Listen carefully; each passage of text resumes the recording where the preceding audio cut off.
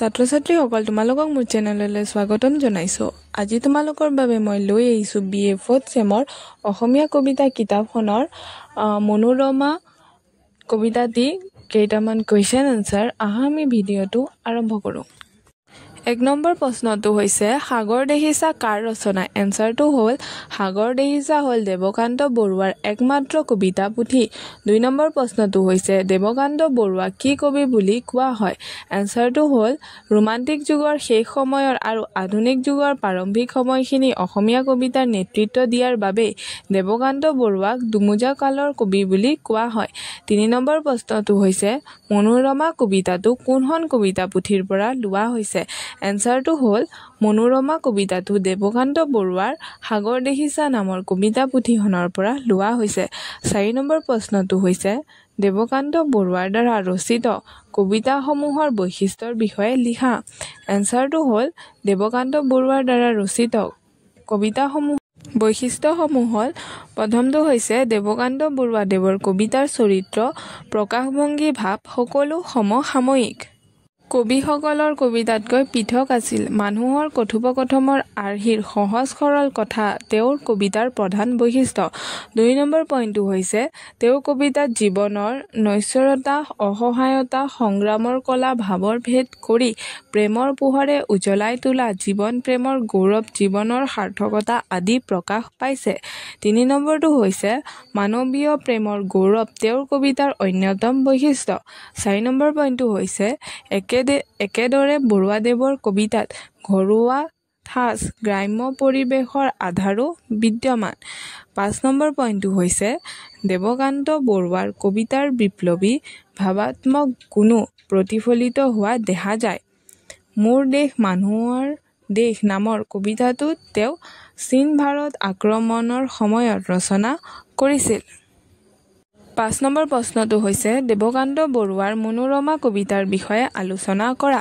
এনসাৰটো হ'ল দেৱকান্ত বৰুৱাৰ মনোৰমা কবিতাটি প্ৰিয়তমা নাৰীৰ ৰূপৰ বৰ্ণনা দেখা পোৱা যায়। নায়িকতাৰ সুন্দৰ চকুৰ বৰ্ণনাৰে কবিতাটি আৰম্ভ কৰিছে। কবিৰ বাবে প্ৰিয়তমাৰ তপত নিশা যেন কোমল ঘাঁহৰ সৌৰভযোগ্য মৃদু মলয়া আওসী নিশাৰ ঘন এন্ধাৰৰ দৰে কলা ঘন চুলিতাৰিয়ে নায়িকাৰ সৌন্দৰ্য আৰু উজ্জ্বল কৰি তুলিছে। আনহাতে নায়িকাৰ কোমল মৌসনা মাতটো কপৌ চৰাইৰ দৰে মনোমোহা বাৰিষা আহিলে যিদৰে কলং নদীৰ বুকু নাচি উঠে আৰু বিহ মেটেকাই পাহি মেলে সেইদৰে নায়িকাৰ সুন্দৰ হাঁহি দেখি কাৰোবাৰ হৃদয়ৰ কলং বাঢ়ি আহে। নায়িকাৰ আঙুলি ফুলৰ কলিৰ লগত দুখন হাত পদুমৰ ঠাৰি লাহি দেহৰ বৰ্ণনাৰ লগতে নিতুপল বুকু ওঁঠ ডালিম ওঁঠ গুটি দাঁতৰ বৰ্ণনা দেখা পোৱা যায়। কবিয়ে প্ৰিয়তমাৰ সৌন্দৰ্য বৰ্ণনাৰ মাজেৰে কবিতাটি উল্লেখ কৰিছে। কবিৰ মৰুময় জীৱনত নায়িকাই জীৱনদায়িনী নদী স্বৰূপ। কবিতাত প্ৰেমৰ মুক্ত প্ৰকাশ বিশেষভাৱে দেখা যায়। ৰোমান্টিক কবিতাত প্ৰেমে বিশেষ স্থান দখল কৰি আহিছে। ৰোমান্টিক কাব্য সাহিত্যৰ শেষৰ পৰ্যায়ৰ কবি দেৱকান্ত বৰুৱাৰ কবিতা পুথি সাগৰ দেখিছাত প্ৰেমৰ অনুৰাগ প্ৰেমৰ প্ৰকাশিত হৈছে। মনোৰমা কবিতাটি দেৱকান্ত বৰুৱাৰ এক ৰোমান্টিক কবিতা। কবিতাটিৰ মাজেৰে প্ৰেমৰ মুক্ত প্ৰকাশ উদ্ভাসিত হোৱা দেখা যায়। নাৰীৰ সৌন্দৰ্যই মোহিত কৰা কবিৰ কল্পনা জগতত নায়িকাৰ অপৰূপ সৌন্দৰ্য কবিতাৰ মাজেৰে ফুটি উঠা পৰিলক্ষিত হয়। নায়িকাৰ সৌন্দৰ্য বৰ্ণনা কৰিবলৈ গৈ কবিয়ে নাৰীৰ দেহৰ প্ৰতিটো অংগৰ বিষয়ে উল্লেখ কৰা দেখা যায়। কবিৰ দৃষ্টিত নায়িকা হৈ উঠিছে এক অধিবাস্তৱতাৰ প্ৰতীকী স্বৰূপ। সৌন্দৰ্য সুখৰ আভা সুখ মানুহৰ কাম্য সুখৰ ৰঙিল পৃথিৱীত মানুহে ৰচে সেয়েহে কবিয়ে নায়িকাৰ চকুত মায়াসনা সপোন ৰচিছে। নায়িকাৰ সৌন্দৰ্যই মোহিত কৰা কবিৰ নিশাহৰ মলয়া মৃদু বতাহৰ লগত তুলনা কৰিছে।